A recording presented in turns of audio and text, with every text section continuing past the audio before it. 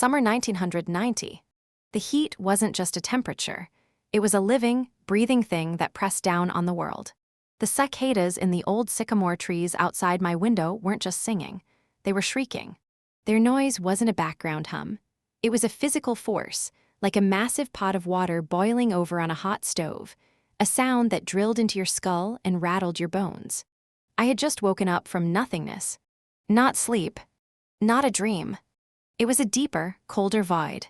Unconsciousness. My head wasn't just aching. It was spinning, a disorienting carousel of shadows and half-remembered terror. My last memory was a flash of pain, a sudden, violent push, and the long, horrifying tumble down a flight of stairs.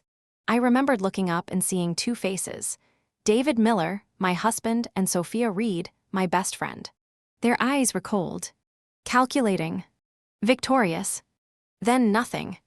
As my vision blurred and then cleared, I expected to see a hospital ceiling, or perhaps a morgue.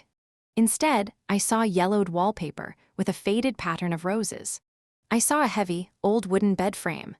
I saw a vanity table, cluttered with black and white photos of movie stars from a bygone-era Audrey Hepburn, James Dean. My heart stopped. I knew this room.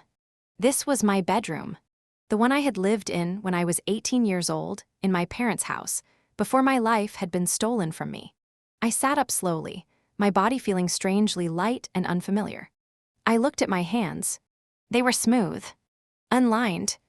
The skin was pale and unblemished, not the weathered, tired hands of a 38-year-old woman. I scrambled out of bed, my legs shaky, and stumbled to the mirror on the vanity. The face staring back at me stole my breath. Pale skin, luminous. Big, dark, innocent eyes. Long, straight black hair that fell past my shoulders. It was my face. But it was the face of my 18-year-old self. It was 20 years younger than the face I had worn when I died. I was really reborn. The cicadas screamed on, a frantic, furious soundtrack to my dawning realization. I was back. I was given a second chance. And I knew exactly what was coming. The handsome, smiling face of David Miller, the county mayor's son. The sweet, poisonous friendship of Sophia Reed. And the cold, dark stares that would become my grave. A wave of cold fury washed over me, so potent it made me tremble. Not this time. Never again. Downstairs, I heard my mother's voice, low and nervous, talking to a man. Curiosity overriding caution, I padded silently to the top of the staircase and peered through the gaps in the wooden railing. In the living room, bathed in a shaft of golden afternoon sunlight, sat a man I had never seen in this life, but whose face I knew from countless newspaper photographs in my previous existence. He was tall. Even sitting down, his posture was ramrod straight, radiating a quiet, commanding power. He wore a perfectly pressed military uniform, the fabric a crisp olive green. His nameplate, catching the light, read, Ryan Cooper. His eyebrows were sharp, like blades, above a pair of startlingly clear, intelligent eyes. His jaw was firm, his expression serious but not unkind. He looked like he had been carved from granite, and then animated by a disciplined, noble spirit. Ryan Cooper. The name echoed in my mind like a thunderclap. In my previous life, after my disastrous marriage to David Miller, I had devoured newspapers, hungry for any glimpse of a world outside my gilded cage. I remembered seeing his name. Promotions. Awards. Heroism. From platoon leader to company commander, from battalion to regiment, then division. He climbed the ranks with a meteoric speed that left commentators breathless. By the time David and Sophia had ended my life, Ryan Cooper was already a well-known, revered general, a national hero. And now, this legend, this titan of a man, was sitting in my humble living room, asking my parents for my hand in marriage. My mother was wringing her hands. "Comrade Cooper," she said, her voice tight with anxiety. "Our daughter Emma, she's still so young. She's only just turned 18. My father, pipe clenched between his teeth, nodded gravely. "She already has a boyfriend," he added, as if delivering a fatal blow. David Miller, the county mayor's son. The moment I heard that name, David Miller, a cold, dead thing stirred in my chest. All the blood in my body turned to ice water. In my last life, that bastard had been the perfect gentleman. Charming, attentive, and utterly false. Behind closed doors, his gentle facade hid a monster. And while I was his wife, he was sleeping with my best friend. 3 years after our wedding, they had grown tired of hiding. They pushed me down the stairs, then staged it as an accident. When I drew my last breath, Sophia was already pregnant with his child. Ryan Cooper listened patiently, his expression unchanging. When my parents finished, he leaned forward slightly. "Mr. and Mrs. Johnson," he said, his voice a low, steady rumble. "I am 26 years old. I serve as a company commander in the People's Liberation Army. My circumstances are modest, I won't deny it. But I can promise you this. I will dedicate my entire life to protecting Emma and making her happy. I am serious." My father took a long drag from his pipe, his brows knitted in a deep frown. "Ryan," he said, using the man's first name with a patronizing air. "It's not that we look down on you. But you are a soldier. What kind of future can you provide? David's father is the county mayor. That boy has a bright, prosperous future ahead of him. He's connected." "That's right," my mother chimed in, emboldened by my father's words. "Our Emma is the top scorer in the college entrance exams. She's brilliant and beautiful. She's a perfect match for David Miller. A military man like you just can't compare." Their words, so familiar, so cruelly pragmatic, ignited a firestorm of rage inside me. In my previous life, I had sat frozen on these very steps, listening to this same conversation, feeling worthless and voiceless. My parents had been exactly like this, snobbish, blinded by status and wealth, caring nothing for my feelings. They had dressed me up and offered me to the highest bidder, and in doing so, had pushed me straight into the arms of my murderer. Ryan fell silent. He wasn't angry. He looked, instead, like a man accepting a defeat he didn't deserve. He stood up, his movements fluid and economical. "I understand how you feel," he said quietly. "But I would still like to hear what Emma herself thinks. It is her life, after all," my mother scoffed. "Her opinion. She's a child. What does she know about such things? Her father and I will decide what's best for her." "No," the word tore from my throat before I could stop it, raw and desperate. I flew down the stairs, my bare feet slapping against the cool wood. I didn't care that I was in my nightgown, that my hair was a mess, that I must have looked like a ghost. Everyone froze. Ryan turned, and for the first time, his eyes met mine. I saw a flicker of surprise in their depths, then a dawning, quiet curiosity. He was seeing me. The real me. Not a child, but a woman with a fire in her soul. I ignored my parents' shocked faces and walked directly toward him. I stopped a few feet away, lifted my chin, and met his gaze head-on. "I agreed to marry Officer Cooper," I said, my voice clear and steady as a bell. My mother's face went pale, then flushed crimson. "Are you crazy? David Miller has such a promising future. You would throw that away for a soldier?" "My marriage," I said, turning to face her, my voice dropping to a deadly quiet, "is my decision. Not yours. Not Dad's. Mine." I turned back to Ryan. "I don't like David Miller," I said, the words feeling truer than anything I had ever spoken. "I choose you, Ryan Cooper." The words hung in the air, bold and shocking. I had said them. In this life, I had chosen my own destiny. The living room was so silent, I could hear the soft tick-tick-tick of the wall clock, the frantic rustle of a bird in the bushes outside. Ryan Cooper's expression was unreadable, a mask of calm. But his eyes were burning. There was confusion there, yes, but also a profound curiosity, as if he were trying to solve a fascinating puzzle. My father slammed his fist on the arm of his chair. The pipe clattered to the floor. "Nonsense," he roared. "You're a foolish young girl. What do you know about love? David Miller is a good man from a good family. He will give you a comfortable life. What can this soldier possibly give you but hardship and uniform?" "Dad," I said, the word dripping with a cold disappointment I couldn't hide.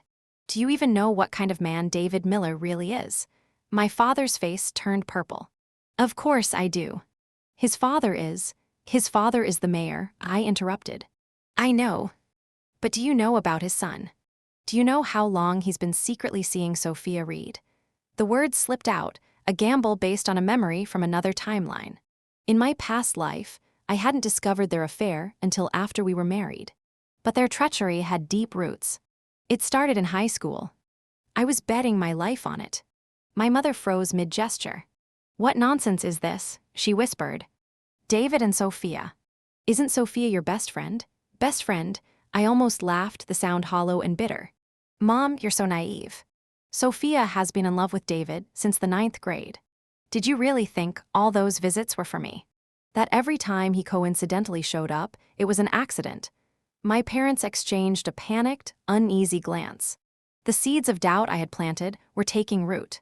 The great, unassailable David Miller suddenly had a crack in his polished armor. I turned back to Ryan, who had been watching this entire family implosion with a calm that was almost unnerving. "Officer Cooper," I said, my voice softer now, "if you'll still have me, I am willing to marry you." He held my gaze for a long, electrifying moment.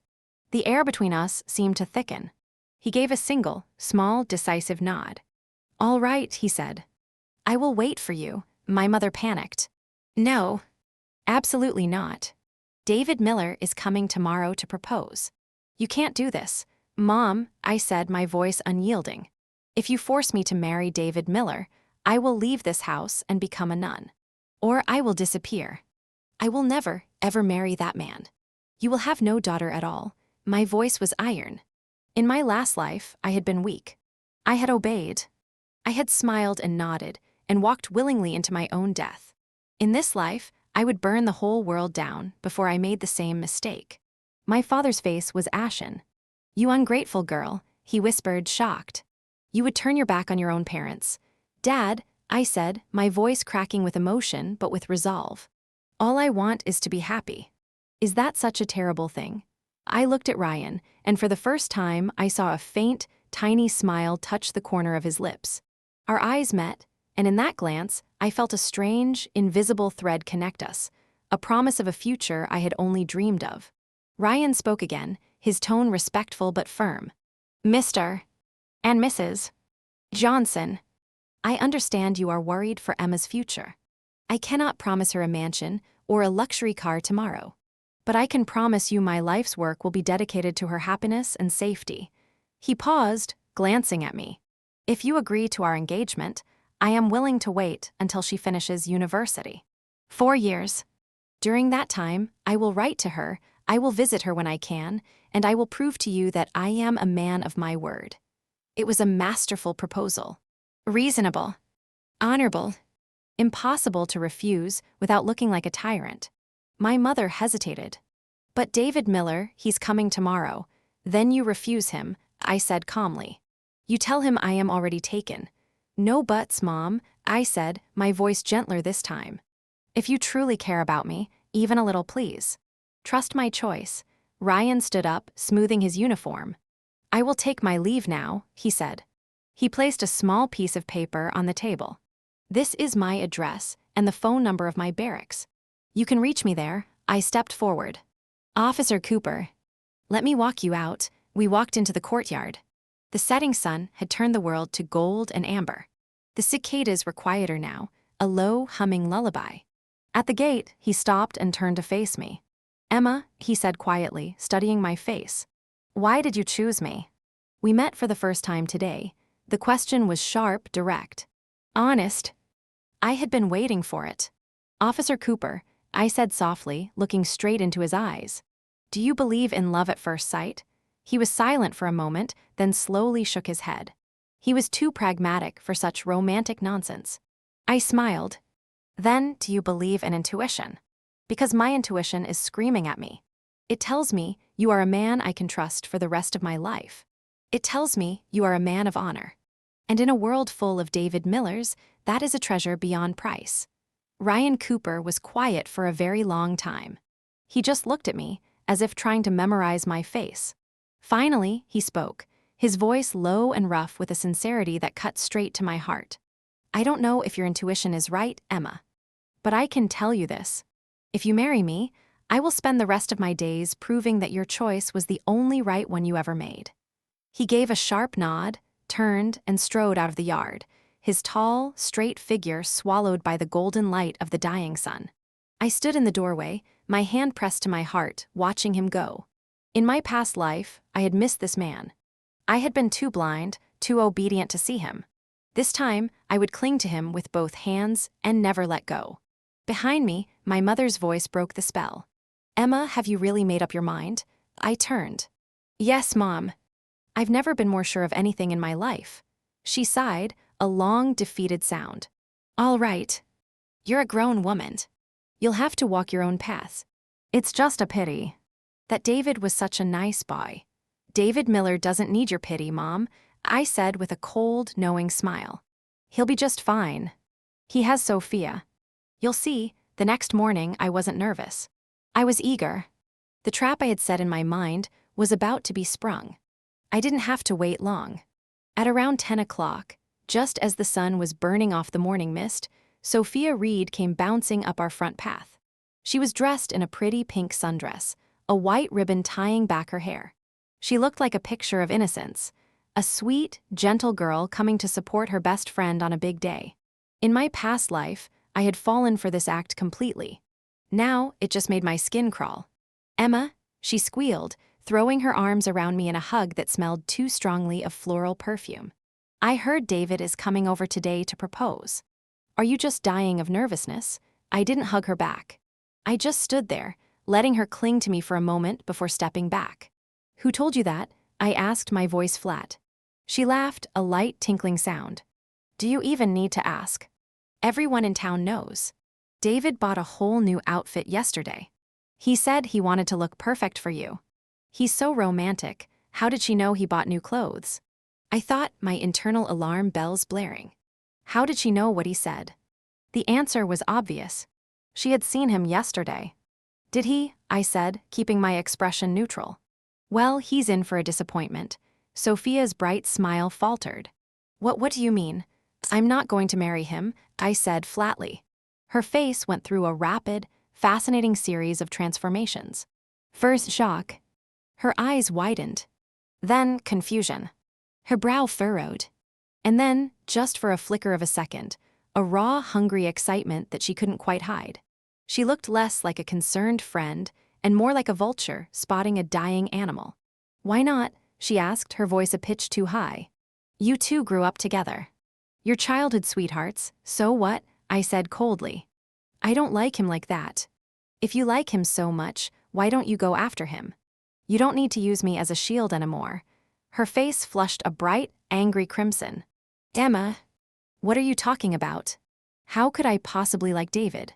He's your boyfriend, is he?" I challenged, my voice sharp as a knife. "Then what were you doing talking to him in front of the department store yesterday afternoon? Why were you helping him pick out clothes?" It was a bluff. In my past life, I had found a receipt in David's pocket once.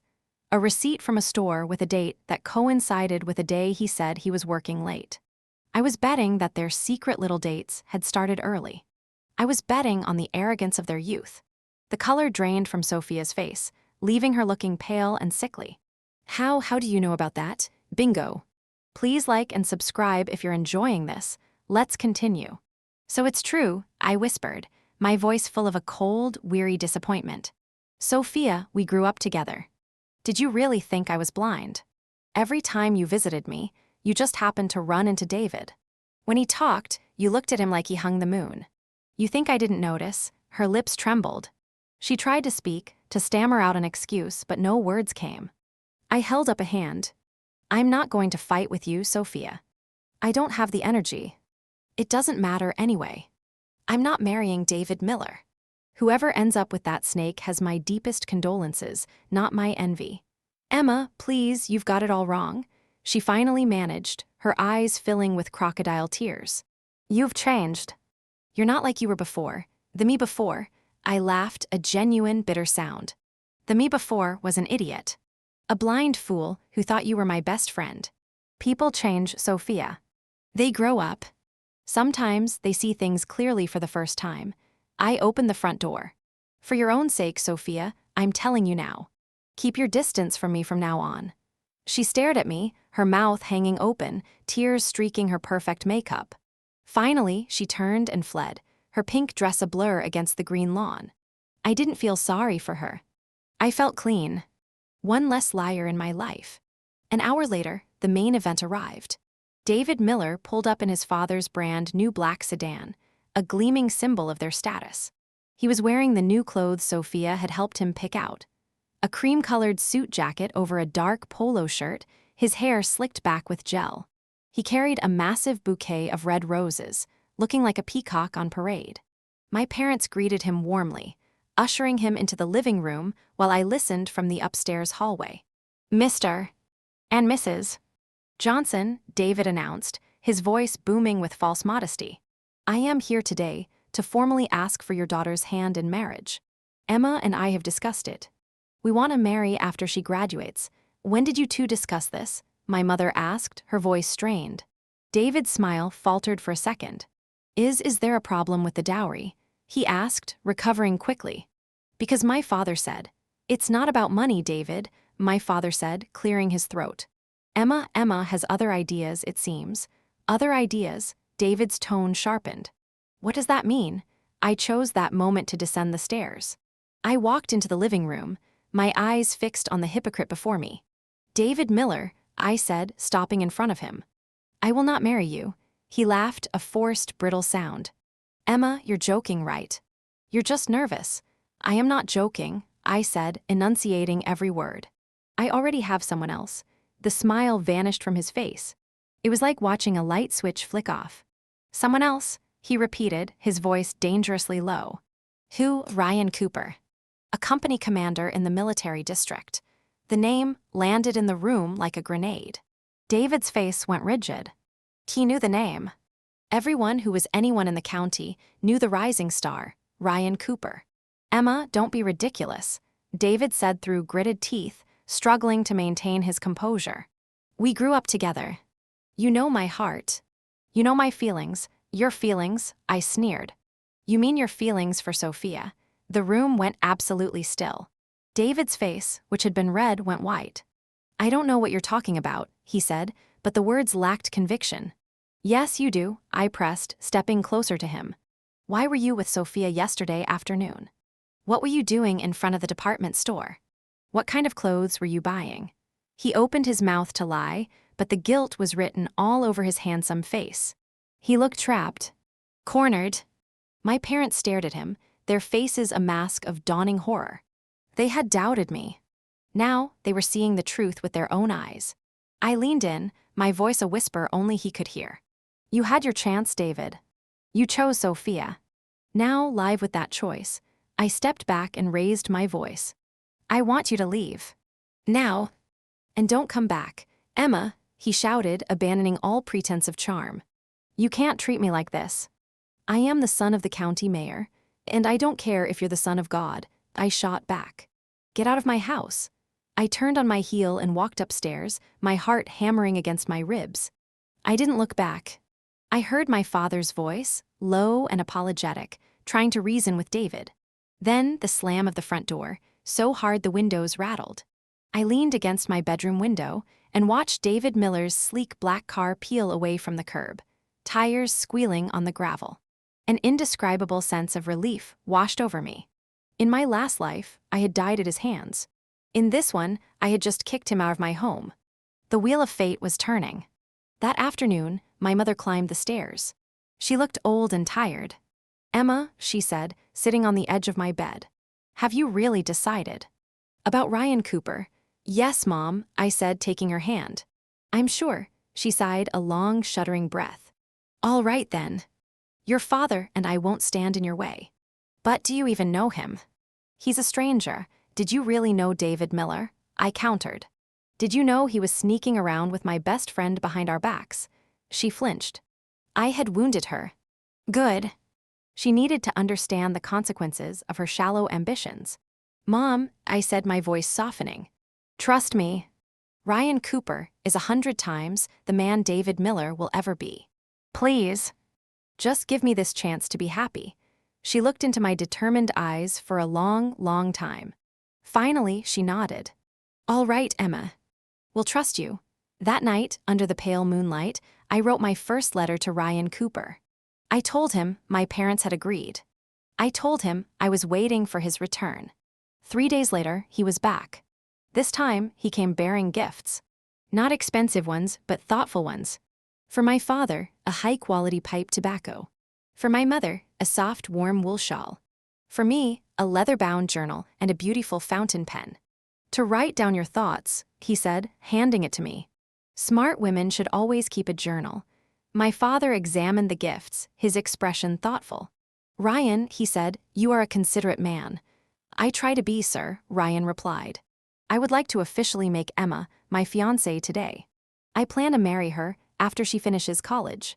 Until then, I will work every day to build a future worthy of her. My mother, won over by the shawl and his earnestness, nodded. It settled then. And just like that, with no fanfare, no grand party, Ryan Cooper and I were engaged. When the news spread through the small county, it caused an uproar. The top student, the beauty, the pride of the town, had turned down the mayor's son for a lowly soldier. People whispered and gossiped. They said I was crazy. They said I was throwing my life away. I didn't care. I had never felt more alive. The days after the engagement settled into a warm, hopeful rhythm. Ryan Cooper was a man of his word. He couldn't visit often, the army kept him busy, but when he did, he was punctual to the minute. He said he'd arrive at 3:00 p.m. His boots would be on our doorstep at exactly 3:00 p.m. Every visit, he brought a small gift. Not for show, but from observation. He noticed my father's old reading glasses were scratched, so he brought a new pair. He saw my mother's hands were chapped from washing clothes, so he brought a bottle of expensive lotion from the city. For me, he brought books. Not romance novels, but thick textbooks on mathematics, physics, and computer science. I saw you did well in the sciences, he said simply. He didn't gush. He didn't make grand romantic gestures. He just quietly, consistently, took care of the people around him. He fixed a wobbly leg on my mother's sewing table. He cleaned the gutters on our roof. He split firewood for the winter, stacking it so neatly it looked like art. I watched him, this stoic, powerful man, doing humble chores with the same intense focus he probably used on the battlefield. My heart melted a little more every time. One evening, as we sat on the porch swing, I asked him, Ryan, why are you so good to me? We barely know each other. He was quiet for a moment, staring out at the darkening sky. Because you chose me, he said. When everyone else told you not to. When your parents and all of society pointed you toward the easy road, you chose the hard one. You chose me. A man has to earn that kind of trust. My breath caught in my throat. Is that the only reason? He turned his head, and his eyes, usually so guarded, were soft. No, he admitted. It's also because when I first saw you, standing at the top of those stairs, you looked like a warrior. You looked like someone who was fighting for her life. I wanted to fight beside you. I leaned my head on his shoulder. The scent of starch and clean cotton and him filled my senses. You have no idea how much I needed to hear that, I whispered. He put his arm around me, pulling me close. We stayed like that as the stars came out, two people who had found a quiet harbor in each other. In stark contrast, the downfall of David Miller was swift and public. Less than a month after our engagement, he showed up at a town festival with Sophia Reed on his arm. She was wearing a gaudy ring and clinging to him like a vine. The gossips had a field day. I always knew there was something going on there. One old woman cackled loudly enough for the whole square to hear. That Emma Johnson is a smart girl. She saw it coming a mile away. My mother, watching from a distance, shook her head. Good thing you didn't marry him, Emma. What a scandal that would have been. I told you so, Mom, I said, not gloating, just stating a fact. The college entrance exams came and went. I was ready. I had spent months studying, fueled by a desperate need to succeed. Not just for me, but for Ryan. I wanted to be the kind of woman a man like him deserved. When the results came out, my father wept. I had scored the highest marks in the entire county. Again, I was accepted to Qinghu University in Beijing, the Harvard of China. The dream was real. When Ryan found out, he took leave and came home. The smile on his face was the biggest I had ever seen. Emma, he said, holding my results letter like it was a sacred text. You are amazing. He reached into his pocket and pulled out a small velvet box. My heart stopped. I was going to wait, he said, his hands uncharacteristically clumsy. But I can't. He opened the box. Inside was a delicate necklace, a thin silver chain holding a tiny, shimmering star pendant. It's not an engagement ring, he said quickly. We already did that. But this is for being brave. For chasing your dreams. He stepped behind me and fastened the necklace around my neck. His fingers brushed my skin, sending a shiver down my spine. Every time you look at this star, he whispered in my ear, remember that I am looking at the same sky. And I am thinking of you. I turned around and wrapped my arms around him, burying my face in his chest. I didn't want him to see the tears streaming down my face. When I graduate, I said, my voice muffled. We get married. For real, I've already started counting the days, he said, his voice rough. Leaving for Beijing was the hardest thing I had ever done, harder even than facing David Miller. I was leaving my home, my parents, and the quiet, steady presence of Ryan. On my last night, he walked me around our courtyard. The moon was full, the air cool. Will you miss me? I asked, a silly question. With every breath, he said, so seriously it made my heart ache. What if I meet someone better in Beijing? I teased, trying to lighten the mood. Ryan's expression didn't change. He looked at me with those deep, clear eyes. Then I will be happy for you, he said. Because your happiness is all that matters to me, I stopped walking. You really mean that, don't you? He nodded. I want you to have the best life possible, Emma. If that's with someone else, I would never stand in your way. But he added, a faint smile finally appearing, I don't think you will. Why not? I whispered. Because you chose me, he said, repeating the words that had become our mantra. Emma, I believe in your choices. Just like you believed in mine. I stood on my tiptoes and kissed him. It was a soft, lingering kiss that tasted of salt and promise. When I pulled back, he was smiling. 4 years, he said. I'll be right here. The train to Beijing was a roaring, rattling beast. As the familiar scenery of my hometown blurred past the window, I didn't cry. Instead, I felt a fierce, burning hope. In my previous life, I had taken this same train, but my heart had been a prison. I had been David Miller's girlfriend, going off to school, worried he would cheat on me. He was already cheating, I just didn't know it. I had been weak, dependent, scared. This time, I was Ryan Cooper's fiancé. I was the top student in the county. I had a dream. Life at Kinghua University was a whirlwind of ambition. I threw myself into my computer science major with a passion that surprised even my professors. The year was 1990. Computers were beige boxes, the internet was a military experiment, and most people thought I was wasting my time. Why would a pretty girl like you want to sit in a dark room typing code all day? My roommate, a cheerful girl named Lai Mei, asked me. Because one day, I said, everyone will have a computer in their pocket, and the people who know how to talk to them will rule the world. She thought I was crazy. So did most of my classmates. But I didn't care. I had seen the future. I had lived it. I knew that the skills I was learning were gold, hidden in plain sight. Ryan wrote to me every week. His letters were not long, but they were full of substance. Emma, work is good.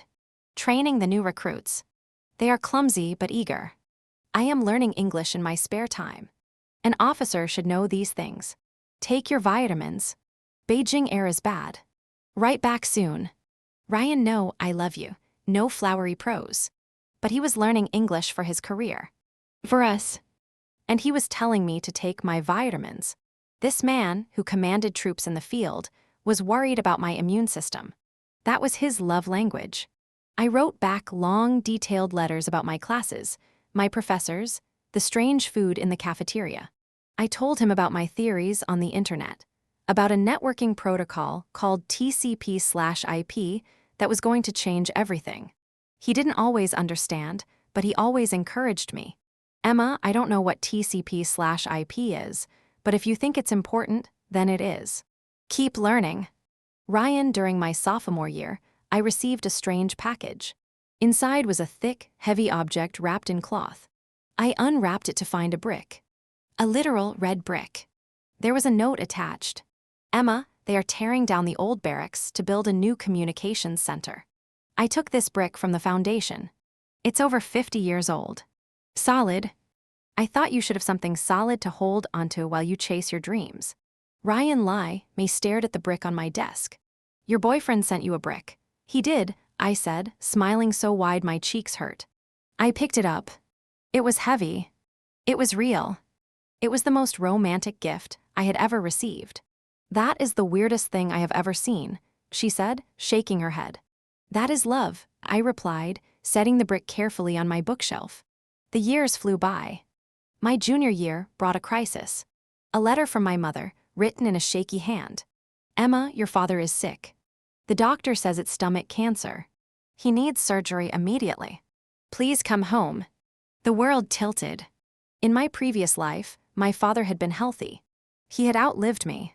This was new. This was the butterfly effect of my rebellion. I was on the next train home, my heart a cold knot of terror.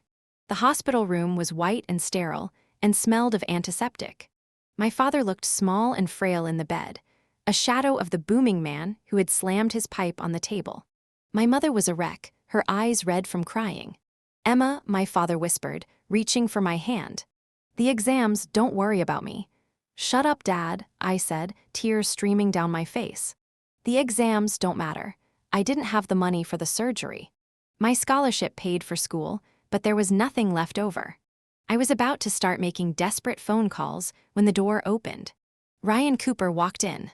He wasn't in uniform. He was wearing a simple jacket and trousers. He looked tired, like he had driven all night. He didn't say a word. He just walked past me, went to my father's bedside, and placed a thick envelope on the nightstand.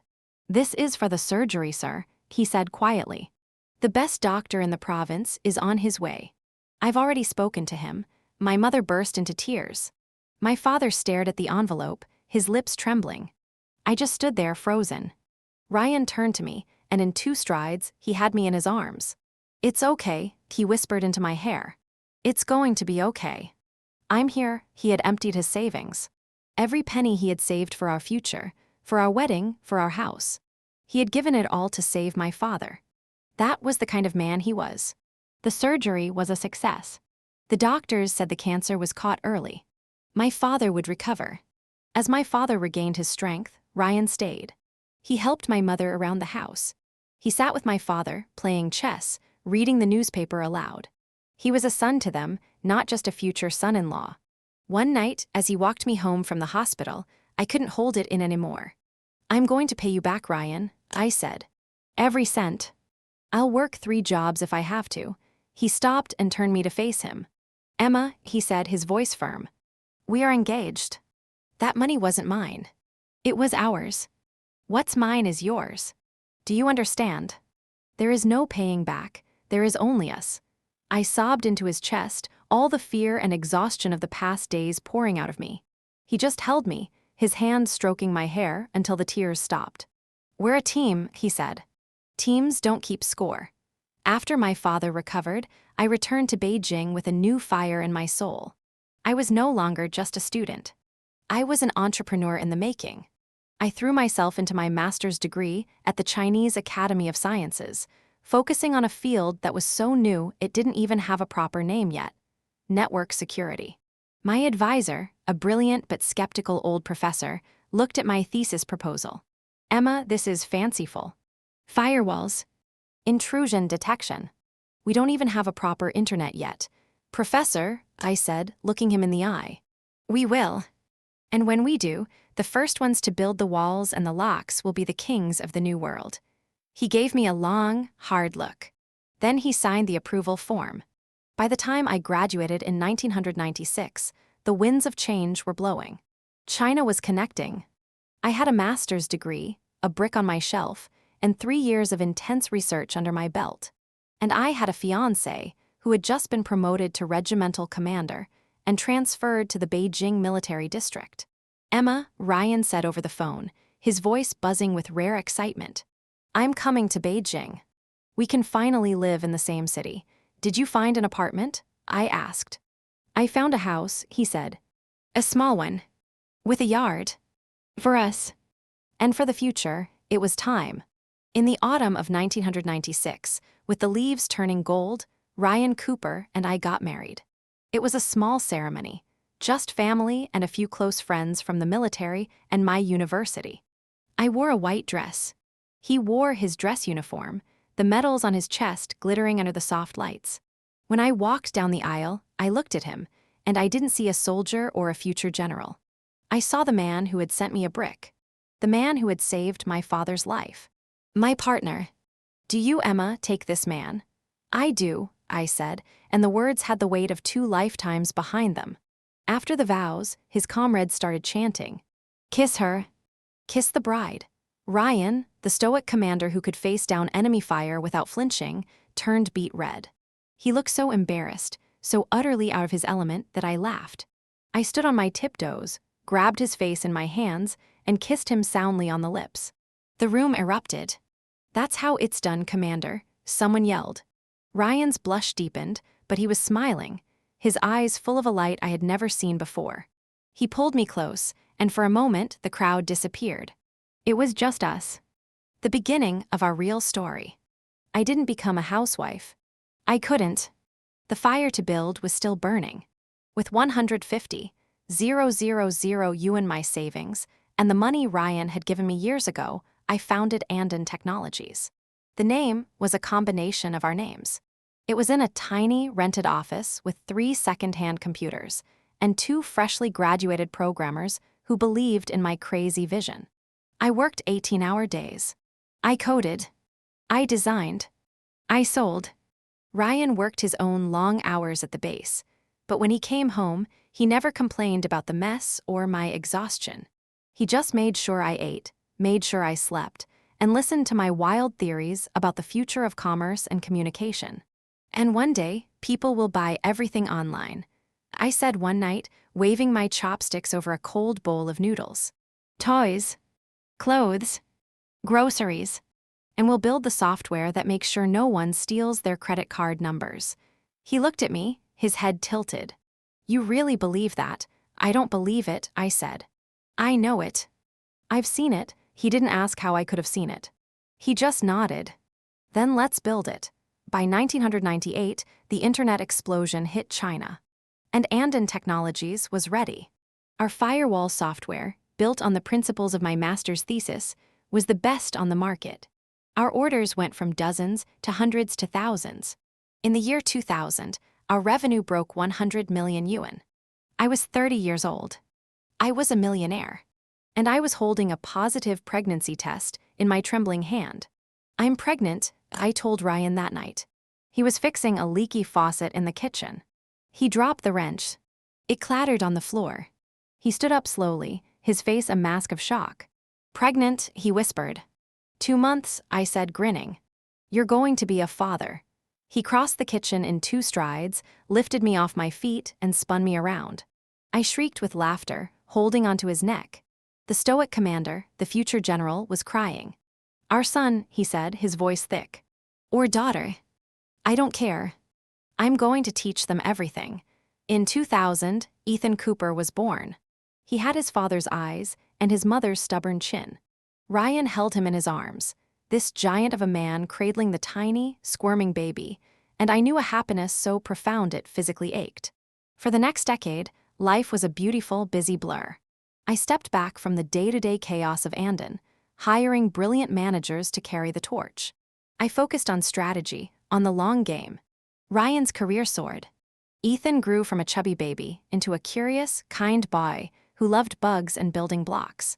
We moved into a big house with a yard, just as Ryan had promised. Ethan got his puppy, a golden retriever he named Cooper. In 2007, at the age of 43, Ryan Cooper was promoted to Major General. He was one of the youngest in the nation. The newspapers wrote articles about him, calling him the Iron General, a man of steel and strategy. I cut out every article and put it in a scrapbook. "Look at you," I said one night, tracing the headline. Major General Cooper. He was reading a bedtime story to Ethan in the other room. I heard his deep voice, soft and gentle, doing silly voices for the animals in the book. "He's a hero at work," I said to myself, smiling. "And he's a hero at home." In 2015, at 51, the final pinnacle was reached. Ryan Cooper was formally promoted to general. The ceremony was held in a grand hall in Beijing, full of dignitaries, officers, and media. I sat in the front row, Ethan beside me, now a lanky 15-year-old who was already taller than his mother. When Ryan walked on stage in his crisp, impeccable uniform, his chest covered in medals, a profound, powerful silence fell over the room. He looked ancient and eternal at the same time. He looked like the man I had seen in the newspapers in my past life, but 1,000 times more real, 1,000 times more mine. The citation was read. His achievements, his bravery, his leadership. It was a list of triumphs, but all I heard was the echo of our life together. The letters, the bricks, the hospital room, the cold noodles, the leaky faucet. After the ceremony, he found us in the crowd. He walked straight to me, ignoring the photographers, the reporters, the other generals who wanted to shake his hand. "General Cooper," I said, my voice trembling with pride. He took my hand and kissed it, a gesture so old-fashioned and courtly it made my heart skip. "Mrs. Cooper," he said back. "Thank you for walking with me." I looked at him, this man who had been a stranger in my living room 25 years ago and who was now the center of my universe. The cicadas were long gone. The heat of that summer of 1990 was a distant memory. But the choice I had made, the scream of no, that had changed everything, was as vivid as ever. I squeezed his hand. "It was my honor, General," I said. Every single step. That night, after the reception, after Ethan had gone to bed, Ryan and I sat on the porch of our house, watching the stars come out over Beijing. "Do you ever regret it?" He asked me, the same question he had asked years ago. "Choosing me?" I leaned my head against his shoulder, the star pendant he had given me so long ago cool against my skin. "Not for 1 second," I said. Not for 1 single second of either of my lives. He didn't understand what I meant by either of my lives. He didn't need to. He just wrapped his arm around me, pulling me close. The general of the army, holding his wife. 2 people who had started with nothing, but a single, honest word between them. If you've enjoyed walking this journey of revenge and rebirth with Reborn English drama, don't forget to like, comment, and subscribe to support the channel. Your support is the biggest motivation for me to keep creating and bringing more powerful stories to life. Every comment means a lot and helps the channel grow stronger each day. Thank you for listening, and I can't wait to see you in the next story.